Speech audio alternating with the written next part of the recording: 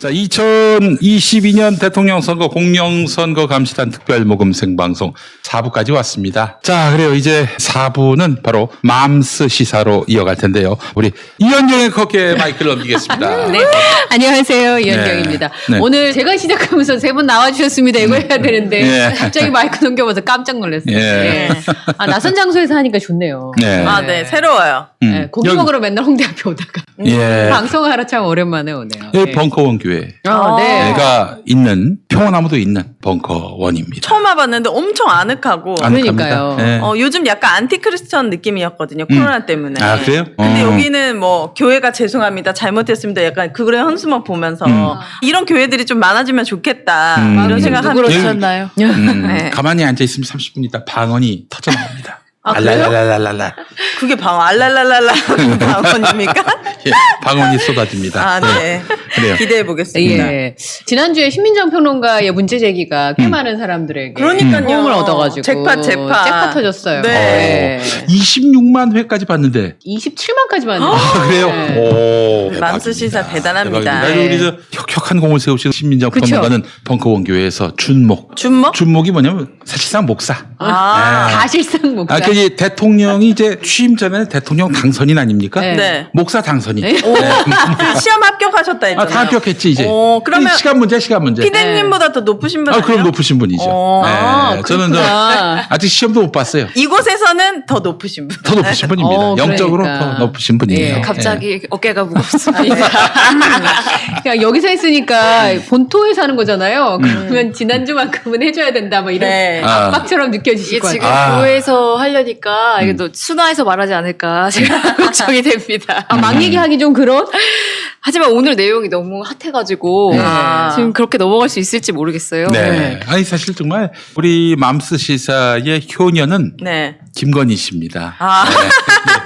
아, 왜요? 네. 네? 아니 김건희 씨 얘기만 하면 잭팟이 터져요. 아니, 네. 그거는 신민정 평론가가 알기 쉽게 잘 알아들을 수 있게 설명해 그래서 주시려고 그런가요? 맞아요. 아니 또 이제 우리 전날 화요일날 방송되는 정치 생수의 효자가 있습니다. 누구죠? 양정철 씨라고. 아. 양정철 언급만 하면 잭팟이 터집니다. 그분은 처음 듣는 분인데. 아 몰라요? 네, 몰라요. 여권 인사한테는 유명한 분입니다. 네. 그렇죠. 예. 알겠습니다. 근데 오늘 보니까 지난번에 얘기한 그 공흥지구 맞아요? 네, 예, 양평. 거기 또 단독 보도들이 막 나오고 있더라고요. 오늘은 예. 그거보다도 더 먼저 얘기 드릴 게 한 두 가지 정도 될 것 같아요. 오늘 하나는 방언 터지셨는데 먼저는 이제 국민대가 왜 네. 김건희 씨 그 박사학위 논문 표절에 관해서 이렇게 뜨뜻미지근하게 나오나 우리 아, 모두가 궁금했잖아요. 다 혹시 대선 후보의 어떤 부인이라서 그런가 정도라고 우리가 예측을 하고 있었잖아요. 네. 근데 알고 봤더니 국민대와 김건희 씨가 생각보다 더 깊은 커넥션을 가지고 있고 뿐만 아니라 이 윤석열 씨도 이 국민대라고 할 수 있는 이 국민대의 사실상 이사를 맡고 있는 학교법인 국민학원이라는 곳이 쌍용 일가가 지금 영향력을 행사하는 곳이에요. 쌍용이 지금 우리나라에서 사실상 네. 기업이 없는 없어졌어? 상태라고 보면 없어졌어? 되는데요. 이 네. 쌍용 일가가 유일하게 우리나라에서 영향력을 행사하는 데가 바로 이 국민학원입니다. 그런데 이 쌍용과 윤석열의 커넥션 그리고 네. 국민대와 쌍용과 김건희의 커넥션이 아주 들여다볼 만한 것 같아서 네. 제가 국민대 박사 출신입니다. 아, 같은 진짜요? 박사님이시네요. 김건희하고 동문이죠. 네. 동문이 아니 됐어요. 그러면 네. 그 쌍용하고 국민대는 어떤 관계예요? 그러니까. 이 쌍용이 뭐 아시겠습니다만 옛날에 건설 네, 또 자동차. 건설. 시멘트 팔던 쌍용 양회. 자동차도 있었지. 예. 근데 양회. 그 쌍용 양회, 예. 쌍용 양회가 이제 바로 시멘트 만드는 데였는데 회사잖아요. 그 모든 회사가 다 넘어갔어요. 딴 데. 아, 이름만 쌍용 쌍용일 뿐이야.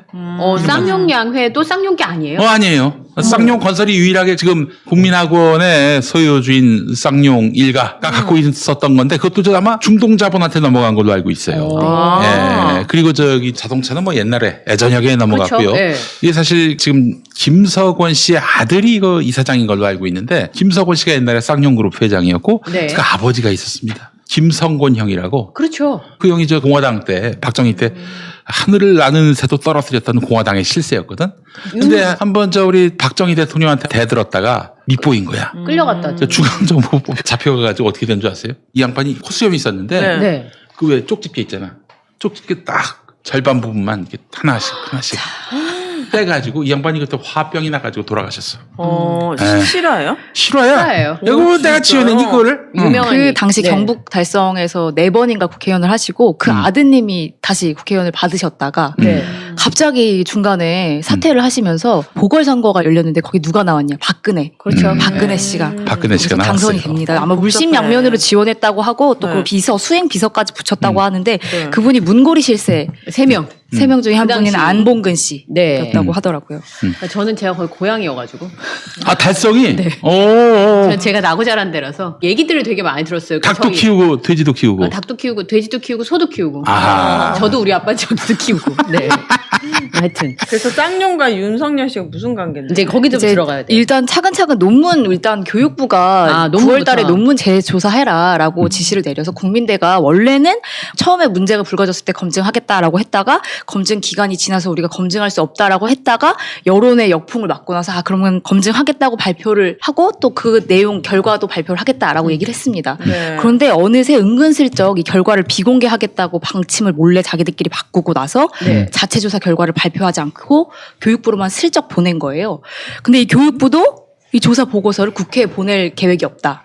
라고 하는 상태입니다. 그러니까 지금 이게 어떤 내용이 어떻게 조사가 됐는지도 우리가 알 수 없는 내용인 거죠. 근데 일단 국민대가 원래 이랬던 학교는 아니에요. 옛날에 문대성 씨 올림픽 네, 금메달리스트 기억나요. 그분도 이제 국민대 박사학위 논문 표절 시비가 있었을 있었잖아요. 때 국민대가 바로 문도리코 얘기가 그때 나왔지.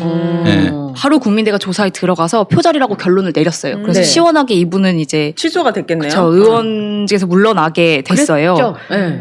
근데 이제 이 국민대 연구윤리위원회가 공식 입장을 낸 바로는 이번에 원래 자기네 이 연구윤리위원회 개정에 따르면은 연구 부정행위 제보에 대해서는 시효와 관계없이 검증을 할 수 있다라는 걸 원칙으로 하지만 부칙을 여기 붙였어요.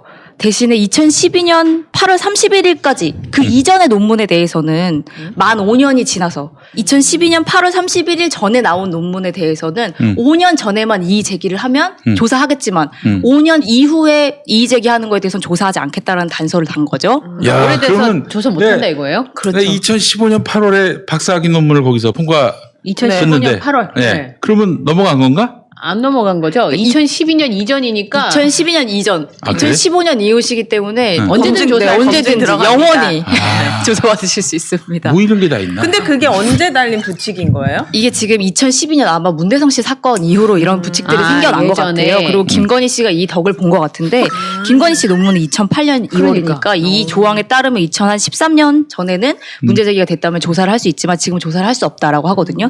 근데 여기 부칙에 단서 조항이 있어요. 아, 또 뭐 네. 있어요? 그러니까 여기에 부정행위가 5년이 경과했다고 하더라도 나중에 이걸로 또 연구비를 타먹는다거나 이 연구를 기반으로 또 연구를 한다거나 하면 안 되고 그리고 공공의 복지 또는 안전에 위협이 발생하면 이 경우에는 이를 처리해야 된다, 조사해야 된다라고 단서가 달린 거예요. 아, 지금 공공의 복지가 아닌가? 제가 볼 때는 공공의 문제라고 저는 생각이 돼요. 네.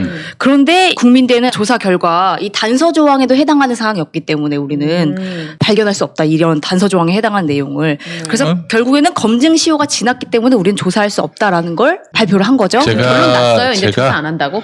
제가 단언컨대 네. 김건희가 아니라 김용민이라면은 이거는 조사했을 겁니다. 2008년에 나왔어도 네. 부칙을 아마 또 지금- 만들었겠지. 그렇지. 김용민은 예외로 한다. 맞아. 그랬을 수도 있어. 너무한다.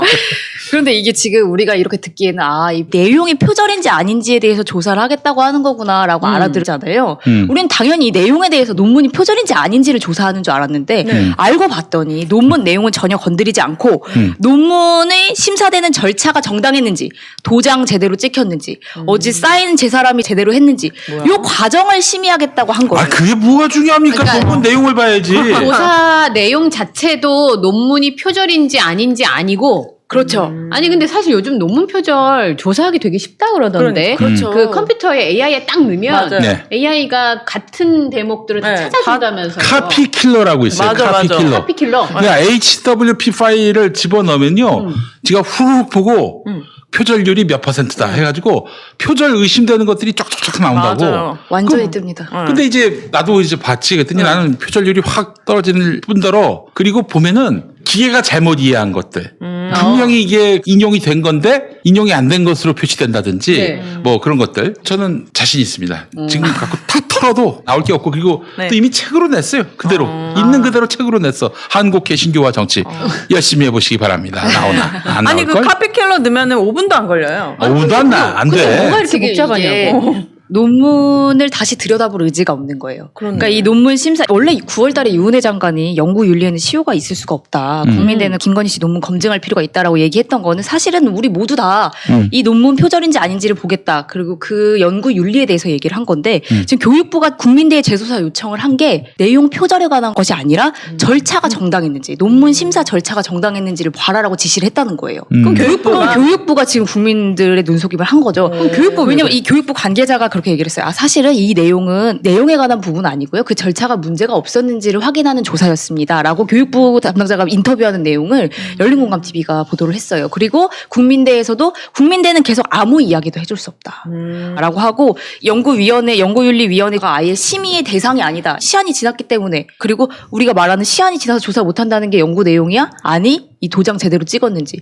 왜냐하면 이 도장 찍은 것도 사실 문제가 있거든요. 5명의 교수가 같은 필체로 이름이 써져 있고 옆에 도장이 찍혀 있어요. 5명이 다른 네. 사람인데 그렇죠. 필체가 같다고요? 근데 이거에 대해서는 뭐 이제 하는 거야? 이런 얘기도 있었기 때문에 아마 논문 심의 절차에 문제가 있다라고 이제 뭔가 뭉뚱그리려고 했던 것 같은데 사실 이 조사가 이루어져야 되는 거는 그리고 유은혜 교육부 장관이 이렇게 얘기를 했다는 거는 아마 이 절차에 대해서 논문 심의 절차 이 논문이 도장에 제대로 찍혔는지 문제가 없게 출판이 됐는지 이런 거를 보겠다고 하는 게 아니라 이 내용이 표절이냐 아니냐를 보겠다고 했던 거일 텐데 만약에 이렇게 되면 어떤 결과가 나오냐면요. 교수들이 자기가 이름 쓰고 자기가 도장 찍었다고 얘기를 다 증언을 하잖아요. 네. 그럼 학위 수여 과정 자체, 논문이 통과되는 과정 자체에는 문제가 없다라고 판단이 되는 결론이 나는 거예요. 네. 그럼 어떻게 되냐? 학위 취소도 없어요. 그리고 내용도 들여다볼 일이 더 없어요. 그럼 이렇게 되면은 표절에 관한 내용은 이 김건희 씨 책임으로 돌아가는 게 아니라 표절을 뭔가 잡아내지 못한 교수 개인 책임 이렇게 돌아가고 할 거예요. 그러니까 지도교수 책임이 된다는 그렇죠. 거예요? 지도교수가 그때는 실제로 이런 인터뷰를 했어요. 이번에 한 인터뷰는 아니고 이제 7월에 불거졌을 때 그때는 카피킬러처럼 잡아내는 시스템이 있는 것도 아니었고 그런 걸 다 잡아낼 수가 없다라는 식으로 이야기를 했어요. 그러면 결국에는 이 표절에 관한 걸 잡아내지 못한 교수 개인 책임으로 돌아가고 그게 이게 묻히는 거예요. 그러니까 이 결국에 전체적인 흐름은 대선 전까지 표절 여부를 절대 판단하거나 공개하지 않겠다는 의지인 거죠. 아니 근데 교육부에서 대학교에 지시를 했잖아요. 그렇죠. 대학교에서는 우선 지시 내용도 좀 이상하고, 그렇죠. 그 다음에 표절인지 아닌지를 밝힐 의지가 없으니까 뭐 우리는 이렇게 됐으니까 끝 이렇게 하면 끝이에요. 그러니까 이 교육부에다가 이제 기자가 물어봤어요. 그렇다면 논문 내용에 대해서 문제가 있다고 한다면 그거는 이제 조사할 계획이냐? 그런데 국민대에 물어봐라. 서로 국민대는 또 아무것도 말해줄 수 없다. 뭐야? 사립대는 원래 그런 거예요? 국민대에서 논문 아니죠. 여러분 만약에 사립대가 문을 닫습니다. 그러면 어떻게 될까요? 사립대가 이제 문을 닫는단 말이죠. 네. 뭐 부동산이고 각종 기물이고 건물이고 그 자산은 어떻게 될까요? 그거 나라 돌아가져야 되잖아요. 그렇습니다. 네. 다 나라로 돌아갑니다. 방송하고 마찬가지예요. 방송도 예를 들어서 방송사가 문 닫는다? 그 자산이 아마 다 나라로 돌아갈걸요? 귀속이 될 거예요. 왜냐면은 방송이라고 하는 거는 그 방송 전파를 방송사에다가 위임을 하는. 빌려 쓰는 거죠. 네. 위임하는 거예요. 네. 전파를 위임하는 거라고. 그러니까 때마다 그래서 이제 방송사에 대해서 간섭할 수도 있는 거고 뭐 이제 때마다 이제 보고서를 내라 요구할 수 있는 것이고 문제가 생기면은 방송사를 없앨 수도 있는 거야. 사유재산이면 그렇게 못하는 거 아니겠습니까? 네. 사학도 마찬가지야.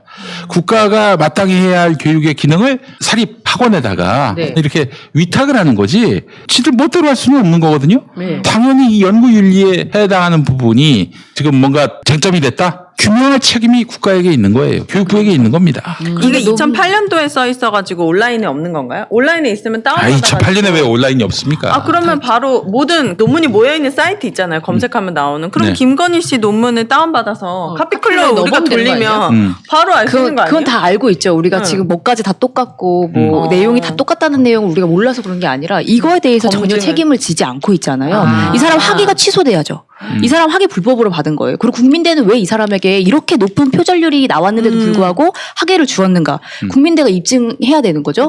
근데 교육부는 논문 자체에 대해서는 교육부 자체 계획에 따라서 할 것이다 라고 얘기하고 말아요. 그러면 국민대는 시효 지나서 아예 올릴 수도 없다. 연구윤리위원회에. 자, 제가 앞서 말씀드렸습니다. 김용민이가 만약에 이 논란의 주인공이라면은 정말 국민대가 조금 더 주저함 없이 바로 논문 다 들춰봤을 겁니다. 네. 근데 김건희는 왜 못하느냐? 같은 김씨인데 왜 이렇게 다른 삶을 사는 거예요. 글쎄 말이에요. 그러니까요. 속상하네요, 끝발이 진짜. 없습니다. 자, 하츠 19 다이얼 인덕션. 네, 요거 저 인덕션이네요. 인덕션. 전자 자기장을 이용해서 불꽃 없이 유해가스 없이 쉽고 안전하게 조리할 수 있는 인덕션을 고민하시는 분들께 강력히 추천합니다. 자, 국내 주방가전 전문 기업 하츠가 만든 믿을 수 있는 제품인데요. 하츠 인덕션은 강력한 출력과 부스터 기능으로 더욱 빠르고 편리하게 조리가 가능합니다. 게다가 버튼 방식이 아닌 다이얼 방식이라 온도 조절이 더욱 간편하고 섬세합니다. 얇고 가벼워서 집에서도 수납이 깔끔하고요. 캠핑장 등 야외에서 사용하기에도 딱 좋습니다.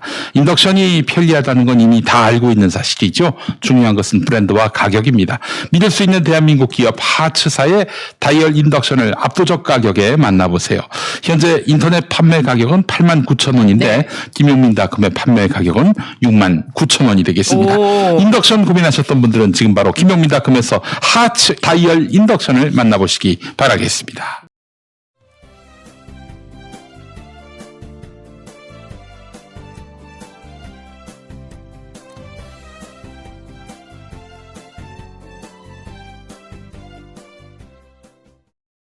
김건희 논문을 잘 못 건드리는 이유는 국민대와 김건희 사이에 모종의 뭔가가 있는 거 아닌가? 그렇죠. 일단 이 쌍용이 국민대에 지금 쌍용? 가장 큰 영향력을, 그러니까 실질적인 국민학원의 국민학원의 소유주라고 볼 수 소유주. 있어요. 예. 그리고 지금 이름만 남아있는 쌍용 일가가 영향력을 행사하는 유일한 곳이라고 네. 말씀드렸죠. 예. 근데 이 일가가 이 쌍용의 김석원 회장을 기억하실지 모르는데 1996년에 전두환 비자금을 140억 원을 자기 집에 숨겨놨다가 전두환 비자금을 이제 네. 이 사람이 예. 김석원 씨가 검찰 수사 과정에서 이게 드러나서 대박. 한번 곤욕을 치르고 네. 뿐만 아니라 2007년도에 변양균 신정아 사건 때도 네. 김석원 회장 집에서 60억 원이 나와요. 비자금 그래서 검찰 맡아주는 수사를 곳이- 받게 됩니다. 네. 이때 이 변양균 씨 관련한 사건이 아주 큰 사건이었기 때문에 맞아요. 엄청 언론에 크게 보도가 되고, 그래서 아마 이 내용에 관해서 김석원 회장이 뭔가 사법적인 처벌을 받았을 거라고 생각을 하고 있는데, 이때 특별수사팀에 있었던 사람이 바로 윤석열 검사예요. 아. 근데 이 사건이 시끄럽긴 했지만 제대로 수사도 안 되고 사실은 무죄가 나왔어요. 이 사람 처벌 안 받았어요? 네, 처벌을 안 받았어요. 그 돈 어디서 나온 그 거예요? 2007년이면은요, 이 윤석열 후보가 삼부토건하고도 아주 긴밀했던 사이일 거고, 아마 이 쌍용 건설 김석원 회장과 이 삼부토건 회장의 어떤 건설사 회장들의 커넥션도 있었을 거예요. 아마. 그 중앙수사부에 있을 때였죠. 대검 중앙수사부. 네, 그렇습니다. 네. 그리고 이렇게 윤석열 검사와의 관계는 여기서 이 정도로 이제 연결이 되는데, 이제 김건희 씨가 쌍용하고도 이제 아주 무슨 미심쩍은 관계냐? 동거래들이 있어요. 아, 동거래. 미심쩍은 네, 동거래. 일단은 먼저 들여다볼 건 국민대가 도이치모터스 주식을 갖고 있다라고 저번에 맞아요. 말씀을 맞아요. 드렸던 것 같아요. 얘기했어요. 네. 근데 이게 어느 정도냐면은 29만 주예요. 그럼 얼마예요? 19억 원입니다. 19억? 네, 19억 원 이상, 1,400인가 정도를 국민대가 도이치모터스 주식 네. 2019년에 샀어요. 네. 근데 이 기간이 2019년 4월과 7월에 샀는데, 네. 2019년 7월은 윤석열 검찰총장 취임이 있었던 때고, 한 6월쯤에 내정된 걸로 이제 얘기가 네. 됐고, 아마 그러니까 검찰총장 취임을 앞두고 4월 달에 아주 가장 많이 사들이고, 사자마자 완전히 올라요? 급등을 합니다. 오. 그리고 나서 윤석열 후보가 이제 재산 신고를 해야 되잖아요. 네. 근데 김건희 씨가 2012년에 결혼, 을 하죠. 2012년 3월에 윤석열하고 김건희가 결혼해요. 네, 그러니까 결혼한 이후로 이제 친고 재산에 윤석열 후보의 아내인 김건희 씨 재산이 공개돼야 되는데, 이 재산 공개 때 도이치모터스 주식이 없어요. 아, 그러니까 재산 공개한 거에? 공개를 앞두고 빨리 처분을 했던 거죠. 음. 그런데 이게 이 도이치 파이낸셜 주식을 급하게 처분했던 적도 있어요. 이 김건희 씨가 도이치 파이낸셜의 대주주였고, 네. 이 사람이 8,000원씩 거래되는 걸 막 1,000원에 사고 했던 그 거래 내역이 있었던 도이치 파이낸셜 주식도 급하게 처분했던 때가 언제였냐면, 네. 이게 서울지검장 오를 때. 서울중앙지검장. 네, 서울중앙지검장 오를 때에도 이렇게 급하게 처분한 적이 있어요. 그러니까 이 두 분들이 그렇게 치밀한 분들은 아닌 것 같아요. 그러니까 재산 신고를 앞두고 빨리 이걸 처분하고 해야 되는 거죠. 그러면서 이게 어떤 국민대가 매입했던 도이치모터스 이 주식 수량이 네. 공교롭게도 이 김건희가 보유했던 수량과 비슷하다라는 보도를 이제 그러면 그러면 받은 그렇죠. 김건희 주식을 어떻게 빨리 처분을 해야 되는데 처분할 마땅한 곳이 없어서 국민대에 처분한 것일까? 이렇게 의문이 든다는 의문이 거죠. 들 수 있다는 거죠. 거죠. 그리고 재산 신고를 앞두고 이제 급히 처분해야 된다고 해서 29만 주가 갑자기 풀리면 어떻게 됩니까? 떨어지거든요. 떨어지는 거지. 떡락. 그런데 이거를 국민대 자금으로 도이치모터스 주식 하락을 방어했을 가능성도 있다라는 거죠. 그러니까 누군가가 급히 매각하려고 하는 물건을 국민대가 받아줬던 거 아니냐라고도 의심을 할 수 있는 추측을. 거예요. 아니 근데 국민대는요. 그래도 학교 아닙니까? 그쵸. 학원이고. 근데 그렇게 개인하고 주식이 손쉽게 한두 푼도 아니고 말이죠. 매매 매입 이게 가능한가? 그렇게 너무나 큰 돈의 흐름이 발생하는 건데. 그런데 이 도이치모터스와 관련한 얘기만 있는 게 아니라 열린공감TV가 어떤 증언을 받아냈냐면요. 윤석열 후보가 재산신고하기, 그러니까 2012년 하반기쯤에 2013년에 공개될 이 재산신고를 하기 전에 엄마인 최은순 씨가 급하게 10억 원이 필요하다. 재산신고할 때 10억 원이 필요하다라고 계속 10억 원을 구하러 다녔다는 거예요. 최은순이? 네, 최은순 씨가. 그런데 재산신고. 우리가 10억 알기로 원이 왜 필요한 거야? 최은순 씨가 10억 원이 궁한 사람은 아니지 않습니까? 그러니까. 우리가 그렇지. 알기로. 그런데 이 2010년도 전후로 해서 사업을 엄청 확장합니다. 도이치모터스 주식뿐만 아니라 부동산도 그렇고 공지구도 그렇고 이 열린공감TV가 파악한 바에 의하면 2010년 전후로 아마 그 현금이 좀 딸릴 때였다. 뭔가 많이는 갖고 아, 있지만 부동산 같은 거 빨리빨리 처분이 안 되니까. 그렇지. 그래서 이 10억을 쌍용이 빌려줬다 김건희에게 라는 증언이 나온 거죠. 야, 특수관계네, 그러면은. 과연 이 간단한 관계인가라고 볼 수 있는 거죠. 뿐만 아니라 쌍용 관계자와 해외여행을 간 이야기가 이 증언이 나와요. 김건희 씨가. 해외여행. 네. 여행을 자주 가네. 2012년 그러니까 결혼한 이후죠. 근데 이게 지금 당시 아마 쌍용이 해외로 뭐 여행을 다니거나 뭐 그럴 해외로 상황이 뭐 아니었어요. 사업을 벌리려고 하면서 김건희 씨를 데리고 다녔던 그런 건 아닌 것 같아요. 네. 그러니까 지금 어쨌든 간에 특수관계였다라고 볼 수 있는 여러 가지 증언들이 지금 나오고 있는 거죠. 네. 그러면은 왜 보통 우리가 알기로 재산 신고는 낮춰서 하고 싶어가지고 난리인데 왜 10억을 왜 필요로 했을까? 왜 그랬지? 근데 이 부분에 의문이 가는데 윤석열 검사, 그러니까 윤석열 후보가 여주지청장으로 자천되는 징계를 받았던 사유가 여러 가지가 있었는데요. 네. 그 중에 하나가 재산 과다 신고가 있습니다. 재산 과다 신고. 왜 과다 신고를 하냐? 일단 재산 과다 신고는 아무나 이걸로 징계를 받는 건 아니고요. 5억 원 이상이 과다 신고가 되면은 징계를 받는 거예요. 네. 근데 이분이 재산 과다 신고로 징계를 받았어요. 그럼 이게 무슨 얘기냐? 그 도대체 이해가 안 가는데. 일부러 설마 재산 과다 신고를 왜 하느냐라고 전문가들이 얘기하는 건 뭐냐면 이제 올해 내가 신고를 해야 되는데 내년에 부정으로 취득할 수 있는 수입이 생기는 거예요. 그러면 내가 이게 갑자기 내년에 신고해야 되는데 돈이 갑자기 늘어나면 분명히 조사가 들어오잖아요. 그러니까 올해 최대한 부풀려서 신고를 해놓는 거예요. 아, 그래야 그 내년도에. 이제 증가 폭을 좀 줄일 수 줄여서. 있다는 거예요. 그렇죠. 올해 내가 최대한 불려서 신고를 해놔야 내년도에 내가 아주 부정한 방법으로 이 이익금에 대해서 숨겨도 태가 안 나고 그렇게 되기 때문에 과다 신고를 한 게 아니냐라는 의혹이 있는 거죠. 네. 아, 그런 방법이 있나? 그 과다 신고로 징계까지 받았다고 한다면 이게 과연 실수일까? 라고 볼 수 있는 거예요. 지금 이 윤석열 후보가 그리고 이 쌍용하고도 아까 말씀해드렸던 2007년 비자금을 보관하고 있던 그 사건으로 수사하던 수사팀에 있었는데 사실 이분이 제대로 수사해서 제대로 판결난 게 거의 없어요. 옛날에 보니까 이분이 뭐 현대차 비자금 사건뿐만 아니라 백제병원 관련 비자금 사건, 그러니까 뭔가 대기업의 비자금 사건 또는 큰 어떤 이런 재단의 비자금 사건을, 그러니까 비자금 사건의 전문 검사긴 한데 어물어물 다 넘어가고 당시 현대차 관련해서도 아마 압수수색 정보도 흘러 들어간 걸로 얘기가 되는데 우리 이런 식으로 윤석열 얘기죠 지금. 네. 네. 이런 현대차 비자금 사건 같은 경우는 수사팀장은 박영수 팀장이었고요. 네. 거기에 있었던 사람이 윤석열 검사가 팀원으로 있었던 거고, 근데 이 당시에 또 이 수사팀이 문제가 상당히 많았어요. 압수수색 정보 흘려주고 팀장은 비자금 사건 담당자 문제가 가장 많았던 최양기 씨와 골프 치는 사이였고 뭐 이래서 아주 문제가 많았던 이런 사건이었어요. 그러니까 이런 식으로 뭔가 비자금에 관련돼서 쌍용하고도 뭔가 윤석열 검사가 2007년에 무언가가 있었고 그 이후로 10억 원을 빌려주고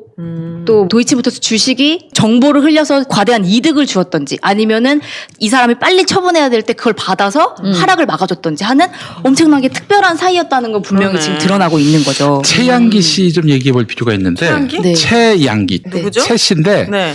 최양기라는 사람이 양기? 있어요. 1953년생이고 어. 이 양반이 이제 현대차에 1978년에 입사를 해가지고 네. 하여간 현대의 정몽구 회장한테 굉장히 신임을 받았던 오. 인물이었습니다. 네. 그러니까 이제 대관 업무라고 하죠. 네. 대정부 업무를 담당했던 보통 이제 사람이었어요. 국회에 다니면서 본인 회사에 유리한 업무들을 이제 주로 수행을 그렇죠. 하잖아요. 국회뿐만 아니라 정부도 그러한데 근데 이 양반이 말이죠. 여러분 기억하실지 모르겠습니다만은 삼성이 네. 이명박의 소송비를 대신 내준 사건 기억하시죠? 대납을. 그래서 이명박의 뇌물죄가 네. 성립된 거 아니에요? 그런데 삼성만이 아니라 현대자동차한테도 돈을 받았다는 거예요. 누가요? 더 규모가 이명박 크다는 MB가. 얘기가 있어요. 아. MB가. 그런데 이 현대차와 관련해서 검찰 수사를 무마해줬다. 윤석열이 또 한동훈이 이런 보도가 나온 거예요. 그래서 이와 관련해서 최양기 씨가 여기서 역할을 했다라는 그런 이야기가 있었죠. 각별한 사이였던 것이죠. 양기. 양기. 이름 외우기 쉽네요. 양기. 그치. 양기가 넘치시는 그러니까요. 분인지는 그러니까요. 모르겠습니다. 예. 하여간 그래서 지금 기업 관계에 있어서는 이 상당한 부조리가 있어 보여요. 냄새가 납니다. 예. 그러니까 지금 전체적인 그림은 이 쌍용의 경우는 계속 비자금 사건과 관련이 비자금이라고 하는 건 어디서 빠진 돈이고 숨겨놓은 그 거잖아요. 남의 감추고 싶은 돈을 그쵸. 보관해 온 거예요. 전두환 것도 그랬고 또 누구 거? 변양균 변형균 것도 네. 그랬고. 그러니까 이게 100억 원이 넘는 돈을 비자금으로 가지고 있다는 건 한국에서 쉽게 할 수 있는 일이 아니거든요. 왜냐하면 자금이 흐르는 거는 이체가 되면 다 보이기 때문에 네. 그런데 그걸 수사했던 검사가 윤석열 전 검찰총장이고 그리고 그런 관계와 관련돼서 김건희 씨의 편의를 봐준 의혹 그 중에 하나가 논문과 관련돼서 우리가 의심이 지금 될할수 왜 있는 조사를 거죠. 안 하는 거야? 이거의 핵심이다 이거 아니에요. 그렇죠. 음. 뿐만 아니라 이 2007년에 조사받은 이 조사한 검사의 부인과 결혼 이후에 주식 거래가 이렇게 미심쩍은 부분이 있다. 그리고 결혼 이후에 왜 여행을 가서 그러나 또 재산 신고 직전에 왜 10억 원의 거래가 있었는가? 이 10억 원은 어느 10억 원인가? 라고 우리가 지금 물어볼 수 있는 게 상당히 많은 거예요. 그럼 쌍용에서 빌려줬다는 거는 확정된 사실이에요. 이것도 이제 열린공감 TV가 취재해서 밝혀낸 거고 증언한 사람이 있어요. 아 증언자가 네, 있는 내용이다. 당시 최은순 씨가 재산 신고를 앞두고 10억 원을 구하러 다녔고. 그렇죠. 근데 이 쌍용에 관한 내용들은요, 사실 팔면 충분히 팔 수 있을 것 같아요. 왜냐면 지금 단 한 가지 10억을 빌려줬나 아니냐, 뭐 증언의 여부만 따질 수 있는 게 아니라 전체적인 맥락과 정황이 자기 기업 총수를 소환 조사했던 검사가 그 검사의 부인과 이런 어떤 주식 거래가 있다. 그리고 주식 거래뿐만이 아니라 어떤 뭐 여행 갔던 사실이 있다. 이런 내용들이 충분히 의문을 가질 수 있는 거고. 그쵸. 그러면 쌍용이 갖고 있는 그 학교에서 이렇게 말도 안 되는 형편없는 논문이 통과가 됐다. 충분히 물어볼 수 있는 거죠. 아니 이 일이 만약에 김건희 박사의 일이 아니라 정경심 박사의 일이다. 난 어떻게 됐을까? 이민 갔어야죠 이제. 이민 정도가 아니라 아예 그냥 뭐 출국 금지가 됐겠죠. 출국 가기 금지뿐만 아니라 구속됐고 그렇죠. 아주 극형에 처해졌겠죠. 그러니까 저는 이해가 안 가는 게 한때 대단하다. 연예인분들이랑 유명 셀럽들의 논문 표절이 막 튀어나온 난리가 거예요. 났었죠 네. 그때. 맞아요. 그때 왜 김혜수 씨 기억나요? 김혜수 씨가 표절이라고 본인 인정하고 그 논문 포기했잖아요. 그러니까 그런 경우에는 연예인들이 사실 연예계 생활을 하면서 논문을 쓴다는 게 쉽지 않잖아요. 근데 그런 상황에서도 그런 일이 벌어지면 단박에 밝혀져가지고 김용민이도 그 논문 쓸 때 말이죠. 아예 다니던 직장 그만두고 한 3, 4개월 동안 어디 파묻혀가지고 그렇게 열심히 또 맞아 어려워요. 되게 논문을 특히 썼어요. 박사학위 박사는 논문이에요. 엄청 이게- 까다롭죠.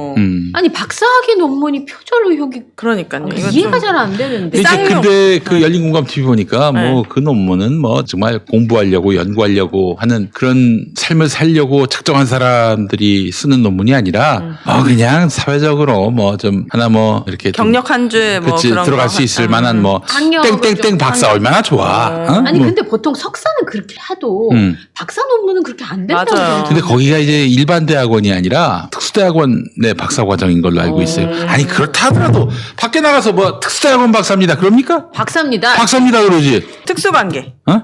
국민대랑 특수관계 특수관계니까 특수박사를. 네. 특수박사.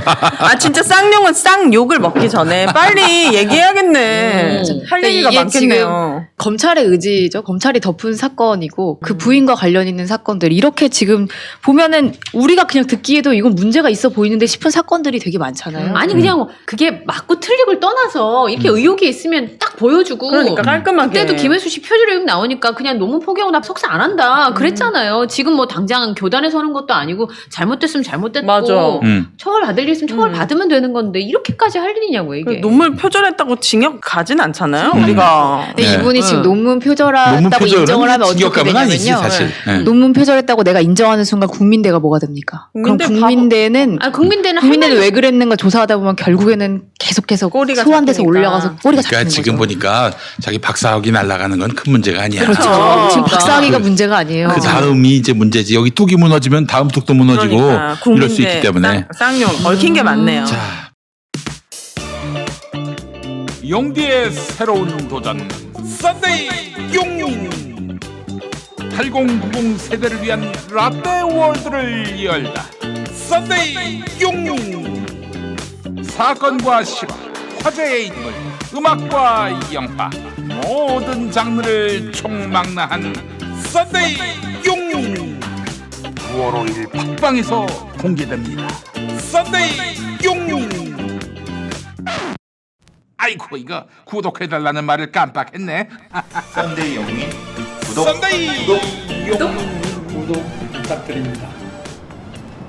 평화나무 공명선거 감시단 여러분 모금 많이 해주셔서 감사합니다. 모금 많이 해주셔서 감사합니다. 2,705만 3천 원 됐습니다. 2,700만 원이요? 2,705만 3천 원. 우와. 네. 여러분 감사합니다. 네. 복 받으실 진짜. 거예요. 네. 집에서 충격적인 이야기를 또 하나 드려야 될 것 같아요. 아, 요거 이제 바로 주얼리. 이게 끝이 예. 아닙니다. 네. 주얼리. 줄리의 원래 이름은 주얼리였다는 사실이 밝혀졌습니다. 주얼리 전문가 신민정 평론가입니다. 주얼리 네, 전문가. 어쩌다 보니 네, 하나 치장하는 것도 없이 다니는데 어쩌다 보니 주얼리. 주얼리. 열린공감 TV가 지난 이틀 동안 이게 다 보도한 내용이에요. 일단 나는 라마다 조회장 VIP 룸에 초대돼서 줄리에게 접대를 받았다라고 하는 자기 따랐던. 신원을 공개한 제보자가 나왔어요. 그 사람 뭐 지난번에 하는 그분 아니에요? 아니에요. 다른 분. 이분은 이제 얼굴을 가리고 난 줄리를 받고 걔가 접대했다라고 증언한 분이고 이분은 내가 VIP룸 초대돼서 줄리에게 접대를 받았다. 줄리와 이야기를 나눴고 당사자란 말이에요? 내가 당사자다라고 하면서 증언하신 분이 있는데 이분이 자기 신원을 공개했어요. 뭐 하는 사람인데 VIP 이분은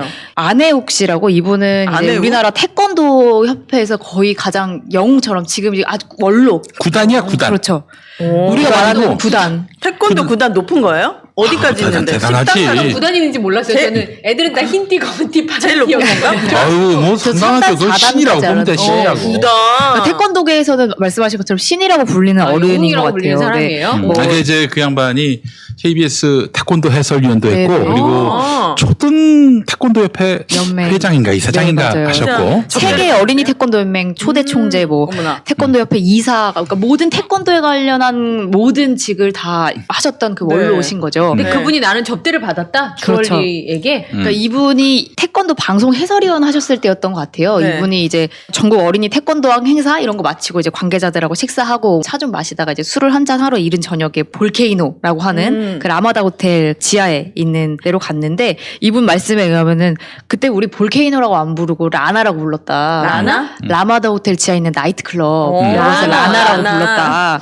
사실은 뭐 자기는 그냥 편하게 술을 마시려고 했는데 사람들이 여기를 가자고 해서 뭐 젊은 사람들 가는 데 아니냐라고 했는데 아, 어른들도 가서 편하게 술 충분히 마시는 데라고 해서 가봤더니 그런 분위기더라. 그러니까 뭐 아니라고 하는 반론들이 있었거든요. 그 당시에 뭐 볼케이노는 룸이 없고 뭐 젊은 사람들만 가는 데였고 뭐 이런 얘기가 있었는데 또 이 지점을 반박하는 똑같은 이 맥락의 인터뷰가 나온 거죠.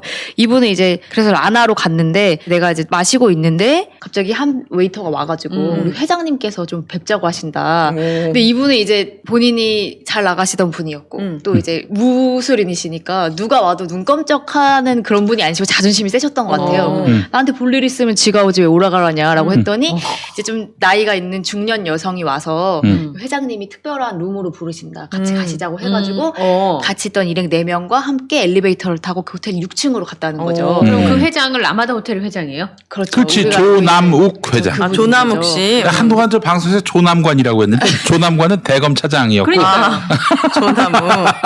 조남. 이름을 희롱하셨네. 네, 그래요. 김영민 조남욱. 님께서. 조남욱 회장. 6층. 구체적인데요? 6층. 그러니까 이분은 이제 층수는 기억이 안 나는데 그렇게 높지 않은 층쯤이었다라고 하는데 이 조남욱 회장의 아방궁이라고 불리는 층이 6층입니다. 그래서 이 그러니까 6층에서 조남욱 회장이 지하로 가서 놀 수는 없잖아요. 자기가 나름대로 또 룸을 만든 거야. 네. 예. 너무 재밌다. 자기들이 영화 이제 같아. 지인들만 오는 그렇지. 유일하게 만나는 자리였나 네, 네. 봐요. 그 정우성 씨 검사로 나왔던 그 더킹! 네, 거기에 보면 그런 룸이 있잖아요. 네. 그 딱 그 사람들만 모여서 노는 룸. 갔는데. 그러니까 그런 것처럼 갔더니 뭐 죽으려고 너무 그래. 재밌어. 비서실이 이렇게 앞에 있고 뭐가 있고 이렇게 구조를 이렇게 설명하는 게 비슷한 증언을 했던 사람들의 어떤 내용과 약간 비슷한 면이 있습니다. 그러면서 내가 이제 앉아 있는데 회장이 나와서 인사를 하면서 내가 뵙자고 한 거는 내가 뭐 정재계 인사들 많이 아는데 운동하시는 분들은 내가 잘 아는 사람이 없다. 오셨다고 하길래 내가 이렇게 인사를 드리려고 했다. 특별한 줄서기. 특별한 접대를 하겠다라고 네. 얘기를 한 거죠. 그러면서 이제 어디로 전화를 해서 여기로 와라라고 했더니 얼마 시간이 있지 않아서 2명의 이제 젊은 여성이 들어왔다는 거예요. 젊은 여성? 네. 그런데 이제 이분 표현에 의하면 한 분이 얼굴이 남성상이었다. 좀 이렇게 울그락불그락. 남상이었다고요? 남상이었다. 그렇죠. 남상이었다라는 표현을 쓰셨어요. 그래서 그분이 오더니 김 교수라고 조남욱 회장이 김 교수 이렇게 그 불렀다는 남상인 거예요. 여성한테 김 교수라고 한 거야. 네. 예. 그러니까 이 조남욱 회장이 말하기로는 이제 지하에 있는 애들보다는 확실히 수준이 있는 애라 말이 통하실 거다라고 하면서 김 교수를 이 불렀고. 김 교수를 불렀고 김 교수라고 하는 분이 이 조남욱 회장과 주고받는 이야기가 상당히 친해 보였다. 옆에 있는 한 명은 얘기도 한마디 안 했는데 이 조남욱 회장과 이 남상인 그분은 김 교수는 상당히 친밀해 보이는 관계였다라고 하고 김 교수가 이제 앉아가지고 이제 뭐 인사를 하면서 상당히 활달한 성격이었다고 해요. 근데 이제 교수라고 하니까 뭐 어디서 하냐 그랬더니 자기 기억에 잘 기억은 안 나는데 성신 뭐 성 뭐 어쩌고 이렇게 들어가는 여대였다라고 하는 것 같은데 자기 시간 강사라고 소개를 했다는 거예요.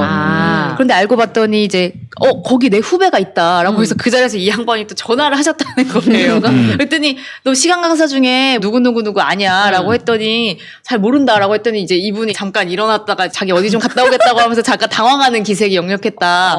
그런 얘기 하더라고요. 그러니까 사실 나 너무 웃겨. 우리가 그 옛날 기억을 어떻게 합니까라고 하기에는 내가 어디 술 마시러 갔는데 그 호텔 회장이 나를 직접 보자고 해서 VIP 룸으로 부르고 그건 특별한 그쵸, 기억이잖아요. 특별한 사람을 불러주고 하는 기억도 더군다나 얘기를 잠깐 나눴는데 내 후배랑 같은 학교에서 학생들을 가르친다고 하니까 전화를 했는데 잠깐 어디 가겠다고 살았다는 거죠. 그 후배는 그 사람을 잘 모른다고 했더라고. 이 사람 블랙리스트 됐을 것 같은데 안 해요기잖아. 그죠?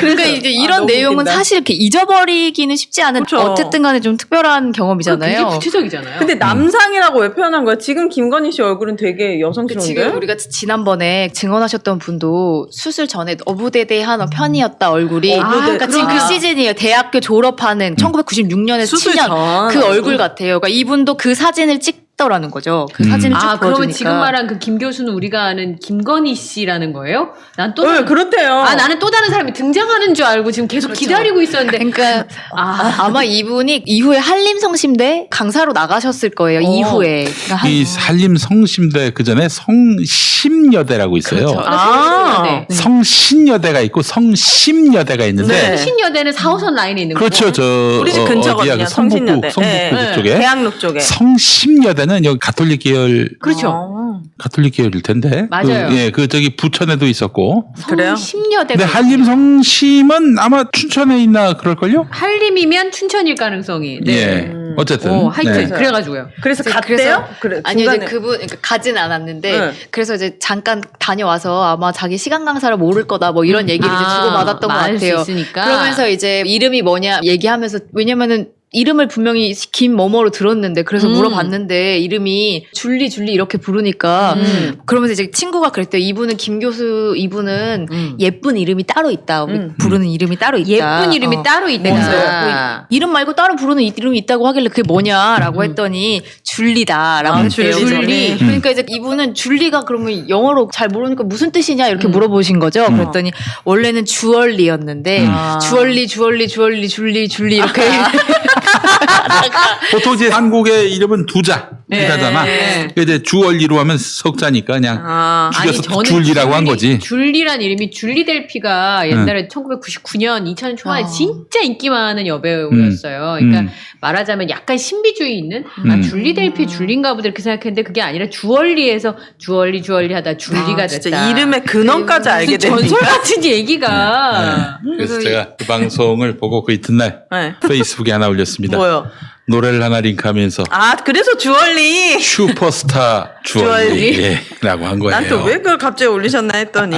맥락이 있어야 돼. 그래서 네. 이분은 그래서 아까 말씀드린 것처럼 딱 그 졸업사진 우리가 지난번 증언자도 얘기한 그 얼굴을 딱 고르면서 이런 분이었고 좀 낭성적으로 생겨서 본인은 이제 지하에서 만났던 여성이 더 마음에 들어서 생겼다. 내려가고 싶었다 뭐 이런 본인 인터뷰를 내려가고 하더라고요. 싶었는데. 그래서 뭐 2차를 나가거나 그 뒤로 뭐가 있었던 것 같진 않고 왜냐하면 VIP 룸이라고 해서 그분들만 모셨던 건 아닌가 봐요. 여러 군데에서 이렇게 뭔가 이제 자리가 있었던 것 같은데 자기들 이제 어색하기도 하고 일단 여성이 2명만 왔는데 조남욱 회장이 왜 2명만 왔냐라고 하니까 지금 급하게 친구들한테 전화하니까 이제 2명은 못 왔고 우리 둘만 왔다라고 해서 그래서 같이 갔던 이 태권도 영웅 이분의 4분 일행이 갔다가 2분 아랫사람은 이제 빠지고 어른들 둘만 있다가 분위기가 어색하고 그래서 그냥 내려왔다 그래서 포장마차로 갔다 뭐 이런 얘기 하시더라고요. 근데 이분의 진술이 생각보다 구체적이고 그리고 네. 우리가 들었다시피 잊어버릴 수 없는 기억이기도 하고 그럼요. 그러면 그 봤던 줄리가 김건희 씨라고 확신하는 거. 그쵸. 왜 이분은 줄리에서 맨 처음에는 그게 전혀 모르다가 이 사진들이 여러 장 뜨면서 이 얼굴은 하면서 기억이 나셨다는 거죠. 바로 이 얼굴을 지목을 했다는 거죠. 네. 옛날 사진을 보고. 그러니까 지금 증언하신 분들이 비슷한 시기, 뭐 96년, 97년 요 시기에 증언하신 분들이 다 공통적으로 그 사진을 꼽아요. 그 졸업 사진. 그런 맥락에서 이분의 이제 이야기가 그저 흘려들을 수만 없는 이야기고 분명히 어떤 우리가 알고 있던 예상했던 직업 여성이라기보단 VIP와 함께 뭔가 시간을 보내고 여기서 인맥을 쌓고 여기서 쌓은 사적 인연으로 뭔가 본인의 어떤 출세와 혹은 뭐 네. 재산을 불리는데. 예, 그런 데에 쓰지 않았나 하는 의혹이 충분히 뒷받칠 만한 증언이 아니었나. 예. 근데 사실 뭐 저렇게 이름이 알려진 사람이 공개적으로 저런 얘기를 할 때는 무슨 이유가 있지 않았나 아니면 본인이 조금이라도 의심적인 얘기라면 쉽게 공개하기 좀 맞아요. 어렵지 않을까. 아, 그렇지 그 않아요? 본인이 하셨던 뭐 네. 이거 소설 쓴 거다 나는 바빠서 줄리할 시간이 없었다라고 본인이 먼저 입으로 이야기를 했었잖아요. 사실 그렇게 본인이 먼저 입으로 한 이야기에 대해서 성관이가 한 방송에 대고 그 표현을 쓰지 말아라라는 이야기를 했다고 하던데 사실 이 이야기를 먼저 했던 거는 우리가 아니에요. 유튜버들도 아니고 본인이 인터뷰하면서 난 줄리할 시간이 없었다. 바빴다. 난 일 중독자였기 때문에. 줄리가 궁금해졌던 거군요. 아니, 근데 저는 듣기로는 업계에서 뭐 이렇게 생소하고 희귀하고 그렇진 않았던 것 같아요. 줄리 논란이. 예, 오래전부터 논란이 있었던 걸로 알고 있고요. 여러분 기억하십시오. 이 사건 아주 굉장히 나중에 또 어떤 사건이 터지면 연관지어서 해석할 여지가 많으니까 이번 사건을 그냥 한 줄로도 흘리지 마시고 한번 눈여겨보실 필요가 뭐가 있겠다. 있군요. 이 김건희 씨에 관한 이야기, 또 윤석열 후보에 관한 이야기는요, 우리가 단편적으로 이런저런 사건들을 얘기하지만 사실상 파고 들어가 보면 다 그물처럼 연결이 돼 다 있습니다. 연결돼 있네요. 그러니까 우리가 연결돼 있어요. 논문 표절이라고 얘기했던, 이건 뭐 교수 학력 위조 사건인가라고 생각했는데 알고 봤더니 그 안에 쌍용과의 커넥션이 있고, 그리고 국민대화는 도이치모터스 주식과 관련한 미심쩍은 구석들이 있고, 또 그 쌍용의 기업주를, 쌍용 회장을 소사했던 사람이 바로 이 윤석열 검사였고, 이런 어떤 내용들만 보더라도 우리가 알고 있는 내용들이 다 단편적으로 있는 것이 아니라 다 한 맥락 속에서 아마 이 돈의 흐름을 맞춰보면 나중에 수사를 해서 맞출 수 있다면 그 10억이 20억이었나? 그때 그 5억이 5억이었나? 뭐 이런 식으로도 맞춰질 수 있을 것 같아요. 잠시 후 아이언스마트 금기념 특별세를 시작하겠습니다. 저희의 첫 번째 프로모션 자율주행 셔틀입니다.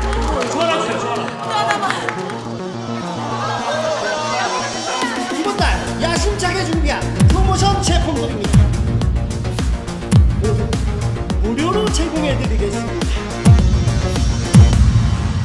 렛츠고! 저는 두 가지가 궁금해요. 첫 번째는 아까 얘기한 것처럼 이분이 어떤 직업을 가지고 있었냐가 중요한 게 아니라 그렇죠. 사적인 만남을 인맥으로 발판 삼아서 혹시 불법적인 일들은 하지 않았는가는 조사를 좀 해봐야 되겠다. 그렇죠. 그다음 두 번째는 아까 윤석열 검사가 당시에 재산을 과다 신고했다. 전 여기 약간 꽂히거든요. 그러니까 제가 이거는 뭐 그냥 아시는 분들한테 들은 얘기인데 김건희 씨가 공개한 재산의 규모가 생각보다 적었다란 평가가 있었다. 이런 얘기가 좀 있었거든요. 혹시나 재산 신고를 하면서 누락된 재산은 없는지, 그러면 누락했다면 왜 누락을 했었는지, 뭐 이런 부분들에 대해서는 사실은 어쨌든 공직자인 거잖아요. 아내이니까. 그 재산의 축적 과정이나 재산이 혹시나 신고하는데 빠진 게 있는 건 아닌지 뭐 이런 것들은 좀 살펴봐야 되지 않나. 만약에 여당 후보가 이 과다 신고로 그러니까 전 처음 징계를 듣거든요. 받아서 이렇게 좌천이 됐다? 이런 일이 있었다? 지금 아마 아주 난리 났겠다. 그냥 가루가 됐겠지. 그쵸, 가루가 될 때까지 털렸을 겁니다. 근데 지금 네. 이거 대해서 문제 삼는 전 여론이 처음 하나도 들었어요. 없어요. 심의전 평론. 왜냐면 김건희 씨와 결혼한 이후로 재산 신고를 하는데 그게 과다 신고가 됐다면 어쨌든 간에 지금 이 문제가 있었던 거고 징계까지 있었다고 한다면 이건 더 들여다봐야 될 문제거든요. 왜냐면 검찰 쪽에서 이거에 대해서 자세히 얘기하지도 않았어요. 그냥 뭐 과다 신고가 있었다고 하는 것도 언론에 보도 한 군데가 있긴 했는데 그냥 뭐 재산이 잘못 신고된 것처럼 이 정도로 그냥 무마되고 말았거든요. 아, 잘못 신고됐는데 좌천을 시킨다고? 그러니까 이런 내용에 대해서 충분히 조사가 돼야 되는데 지금 뭐 도이치모터스 관련자들 다 구속되고 지금 이제 12월인데 여태까지 김건희 씨는 소환 조사조차 못 하고 있어요. 근데 이게 빼박 증거가 많은데도 밝혀지기가 힘든 게 보니까 정말 켜켜이 다 연결돼 있잖아요. 국민대만 문제 있는 줄 알았는데 쌍용도 문제 있고, 쌍용만 문제 있는 줄 알았는데 또 뭐 도이치모터스 나오고, 이게 그러니까 한 명만 잡아도 되는 게 아니라 이게 한 번 잡히면 진짜 다 같이 죽는 거기 때문에 똘똘 뭉쳐서 아, 쉽게 수사하기가 어렵다. 절대 이게 밝혀지기가 어려울 것 같네요, 보니까. 그래서 뭐 하나 해도 쉽지가 않은 거예요. 아주 악의 카르텔을 제대로 연결돼 보여주는 있네. 인물들이 아니까. 자, 내일이 이제 12월 9일 아니겠습니까? 네. 아마 오늘 아니면 내일일 텐데 대선 뭐가? 3개월 전입니다. 그럼 뭐가? 대선 100일 안 남았잖아요, 3개월 전은 뭐냐면은 네. 내가 이번 대통령 선거에 나가고 싶다 하시는 분들, 근데 공직에 있는 분들은 그만둬야 합니다. 오늘이나 내일. 아, 네네. 네. 이미 뭐 대진표가 다 짜여졌는데 이게 무슨 의미냐? 그러니까요. 오세훈 서울시장. 오늘이나 내일 중으로 안 그만두면 서울시장 한 국민의힘 대선 후보로 나갈 길이 막혀요. 국민의힘 대선 후보 결정됐는데 뭔 소리냐? 네. 후보가 교체되면. 그 홍준표. 홍준표? 아니면 이게 오늘 사퇴하면은 그 윤석열이 나중에 자빠지면은 홍준표하고 오세훈이가 또 붙을 수 있을 거 아니야. 다시 하는 경선에서. 그래서 하나만 하나만 한 얘기일 수도 있는데 응. 정치적 상상력은 무궁무진합니다. 오세훈 카드는 저도 그리고 가능성이 사실 있다고 봅니다. 지금까지 벌어진 일만 해도 이미 제 상상력에 맞아. 넘어. 근데 만약에 지금 예를 들어서 오세훈이라는 강력한 경쟁자가 나오는 게 버거운 야권의 후보 교체를 바라는 사람은 네. 오늘 내일까지 참고 그 다음에 엄청난 걸 터뜨릴 수도 있지 않을까. 왜냐? 누차 말씀드렸는데 국민의힘 당규를 보면은 피선거권자가 직권남용 혐의로 기소되면은 네. 피선거권이 박탈됩니다. 후보 지위가 박탈돼요. 네. 물론 당규야 뭐 바꾸면 되고 뭐 무시하면 되고 그럴 수도 있겠지만은 그러면 후보 교체가 돼서 자기가 후보가 되길 바라는 사람들이 가만히 있을까요? 그렇겠죠. 예. 그래서 일단 오세훈이 나오면은 강력한 경쟁자가 될 수 있기 때문에 내일까지 기다렸다가 오세훈이 그만두지 않으면 그 다음에 뭔가를 터뜨릴 수도 있지 않을까 이런 정치적 상상력을 그래서 이 발동해 정도면은 봅니다. 그 정치계에 있는 사람들을 알고 있는 게 많이 있지 않을까요? 아까 말씀하신 게 줄리에 대한 얘기가 처음 나온 게 아니다. 라는 거면 이 알만한 사람들은 알고 있는 문제들이 많다는 거고 이런 네. 식으로 덮인 문제들이 이렇게 얽혀 있는 문제들이 상당히 많다라는 거를 음. 얼마든지 이 사람을 날릴 수 있는 뭔가가 많다는 걸 알고 있는 사람들이 분명히 있을 거예요. 그러니까 자, 뭐 이렇게- 그래서 사실은 네. 얼마 전에 우리 준표 형이 막 문 대통령한테 화를 낸 게 있어요. 응? 뭐라고? 뭐 한마디로 요약하자면은 범죄자들이 지금 대선판에서 그냥 지들 멋대로 이 무대를 오염시키고 있는데 왜 안 나서냐고. 대통령이. 그 뭐 이재명에 대해 얘기했겠어요. 윤석열 빨리 기소시켜라. 아. 이런 얘기지 뭐 안 그래? 난 그렇게 들었습니다. 예, 난 그렇게 듣고 들었어요. 싶은 대로만 들리니까요.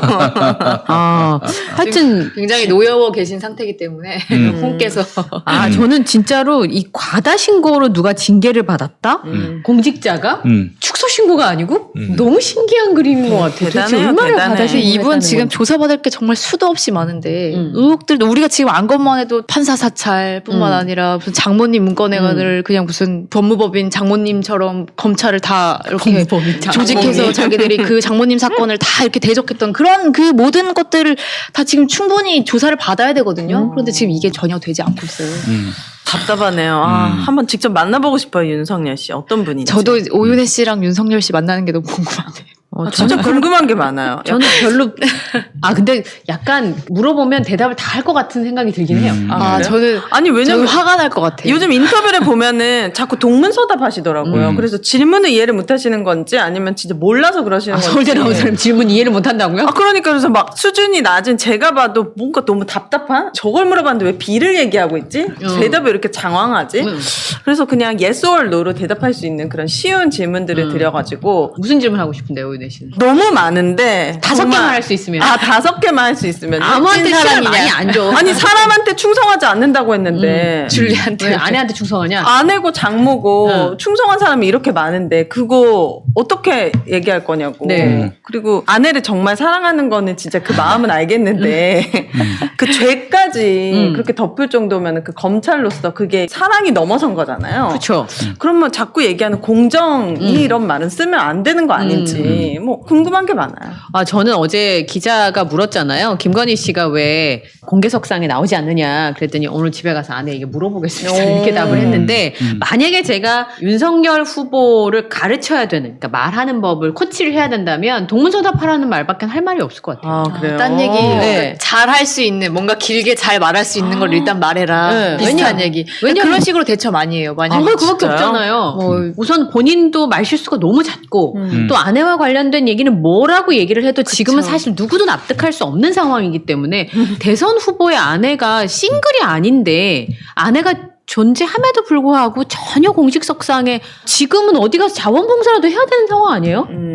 그렇죠. 지금 김정숙 여사는 제 기억에 목욕탕에서 때밀었어요.